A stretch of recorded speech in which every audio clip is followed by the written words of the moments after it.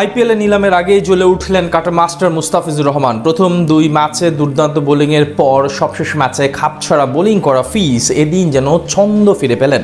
Table টপারদের বিপক্ষে দারুণ বোলিংয়ে নজর কাড়লেন বাংলার এই পেসার। সেই সাথে আইপিএলের নিলামের আগে জানান দিলেন শর্ট ফরম্যাটে রাজ করতে কতটা প্রস্তুত আছেন ফিস।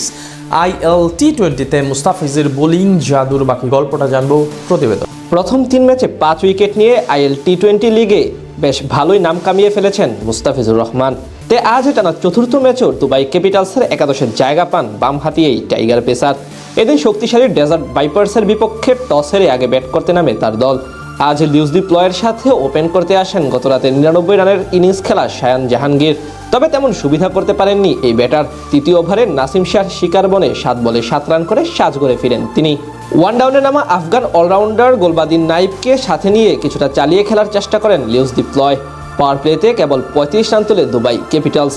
রানের গতি বাড়াতে হাত খুলে খেলতে গিয়ে 20 বলে 21 রান করে বিদায় নেন গোলবাদিন নাইব।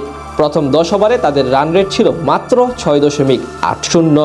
সেখান থেকে ধীরে ধীরে চালিয়ে খেলে নিজের কেরিয়ারের 25তম অর্ধশতক তুলে নেন প্লয়। যদিও এরপর আর বেশিক্ষণ টিকতে পারেননি এই ব্যাটার। স্যাম কারানের বলে হাসান নওয়াজের হাতে ক্যাচ দিয়ে 54 রান করে ফিরে যান তিনি। একই ওভারে আউট হন দারুণ ছন্দে থাকা রবম্যান পাওয়েল। ফলে চাপে পড়ে যায় দুবাই ক্যাপিটালস। সেখান থেকে তাদের রানের গতি বাড়ান জর্ডান কক্স। প্রতিপক্ষ বোলারদের তুলোধুনো করে মারতে থাকেন একের পর এক বাউন্ডারি। তার সাথে যোগ দেন দাসুন সানাকা। 19তম ওভারে লকি ফার্গুসনের বিপক্ষে 16 রান তোলেন এই দুজন।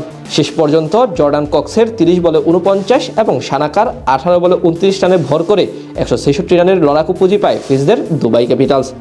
জবাব দিতে নেমে দারুণ শুরু করেন ডেজার্ট ভাইপার্সের দুই ওপেনার ম্যাক্স হোল্ডার এবং ফখর জামান। দুজন মিলে প্রথম 4 ওভারে আনেন 32 রান। প্রথম ওভারে প্রথম বল করতে আসেন মুস্তাফিজুর রহমান। প্রথম 3 বলে দেন 6 রান।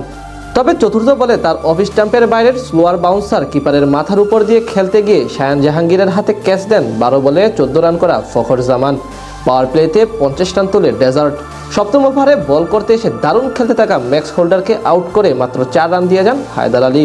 যদিও তার বিদায়ের পর নতুন করে ঝড় তোলেন হাসান নওয়াজ। মাত্র 17 বলে 31 রানের কার্যকরী ইনিংস খেলে আউট হন এই পাকিস্তানি তরুণ। শেষ 10 ওভারে ডেজার্টের দরকার ছিল 79 রান। সেখান থেকে দলের হাল ধরেন স্যাম কারেন এবং বেন লরেন্স। 11তম ওভারে আবারও বল করতে আসেন মুস্তাফিজুর রহমান। সেখানে এক ছক্কা হজম করে দিয়ে যান 10 রান। 15 বলে 20 রান করা লরেন্সকে ফিরিয়ে দলকে ব্রেক থ্রু এনে দেন দাসুন সানাকা। তবে নতুন করে শিমরন হেটম্যার এবং স্যাম কারেনের জুটি গলার কাটা হয়ে দাঁড়ায় দুবাইয়ের জন্য। মাঝে 16তম ওভারে মাত্র 4 রান এবং 18তম ওভারে মাত্র 5 রান দিয়ে ম্যাচ জমিয়ে তোলেন মুস্তাফিজুর রহমান। আজ 4 ওভারে মাত্র 30 রান খরচ করেন তিনি, নেন 1 উইকেট। এতে অবশ্য খুব একটা লাভ হয়নি তার দলের। বাকিদের ব্যর্থতায় ম্যাচ জিতে নেয় ডেজার্ট ভাইপার্স।